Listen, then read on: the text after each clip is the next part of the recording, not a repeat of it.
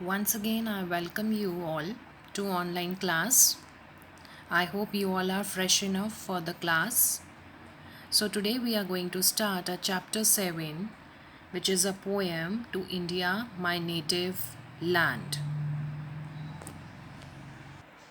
The poem was written by Henry Louis Vivian de Rosio.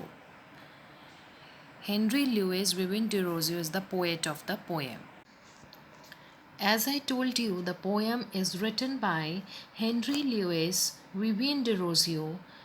He was the founder of Young Bengal movement that took an active part in the freedom struggle against the British. In this poem, the poet reflects his love for India. Also, the poet expresses his views that India has been enslaved by the British and he desires to bring back its glory.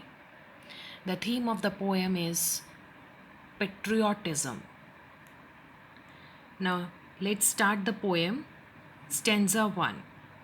My country, in thy days of glory past, a beauteous halo circled round thy brow, and worshipped as a deity you were. Where is that glory, where that reverence now? First of all, let's pronounce the difficult words.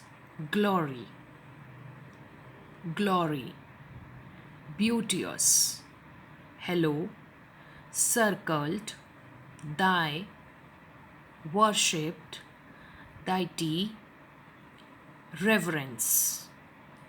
Now, take up the meaning of difficult words.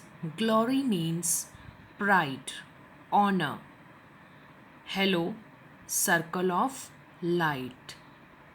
Deity, god or goddess. Reverence, respect. So, in the first stanza, the poet expressed his sorrow over his country loss. The poet said, my country, that is India, in your past days of glory, you were worshipped as a god or goddess.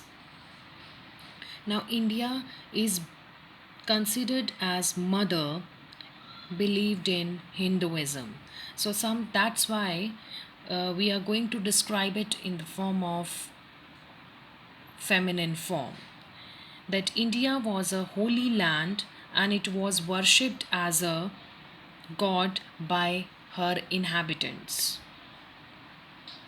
in the past days of glory. That before the British rule, India had a glorious past. It was worshipped as a god, and also it had a beauteous halo circled round her forehead. Halo means a circle of light which is often seen in the pictures of saint and angel surrounding their forehead and represents their holiness. That's why here the India was worshipped as goddess. But the question is, where is that glory and where is that respect that is lost somewhere? The poet asked his country, where is that glory, where is that respect which she possessed in the past? Let's move on to the second stanza. The eagle pinion is chained down at last, and grovelling in the lowly dust art thou. Thy minstrel has no wreath to weave for thee. Eagle pinion. Eagle pinion means eagle feather. Groveling means crawling. And minstrel here referred to as a singer or musician. So the poet says, in the second stanza, the poet says, her eagle pinion is chained down at last. Pinion means wings or feathers, and last means ground. Okay, so eagle is a bird. As you see in the picture, eagle is a bird that remains free and up in the air. But like an eagle, India has been chained and enslaved. She is now groveling in the lowly dust. Groveling means, I told you, crawling.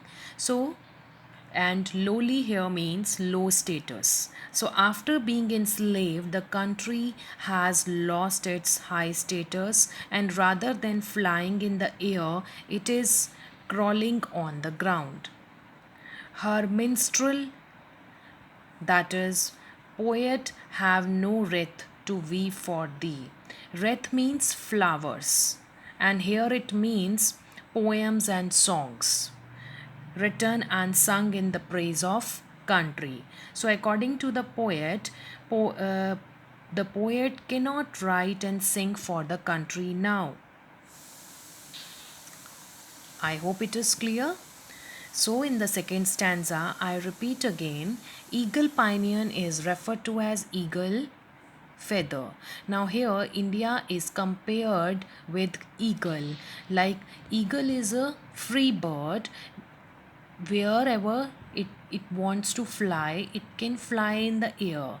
But when it has been enslaved, likewise India has been enslaved, and now India's feathers are also has been chained down, and it is crawling on the ground. And also the singers or musicians, they are not having anything to sing for the country now, as in the praise of our country.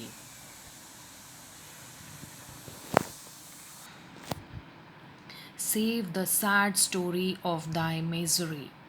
Now, here save means left. Now, only the sad story of your misery is left. This line means what is left behind is the sad story of your misery. There is no praise for the glory, but stories of her tragedy are left. So I hope the second stanza is clear to you.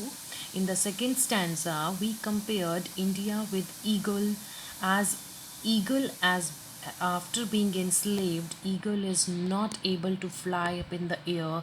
Same is with the India, our country also.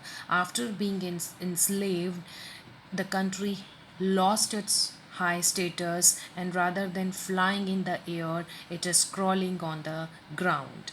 Similarly, the according to the poet, poets cannot write and sing for the country now, as there is no praise of her glory, only the stories of tragedy are left. Save the sad story of thy misery. Only the sad story of your misery has been left.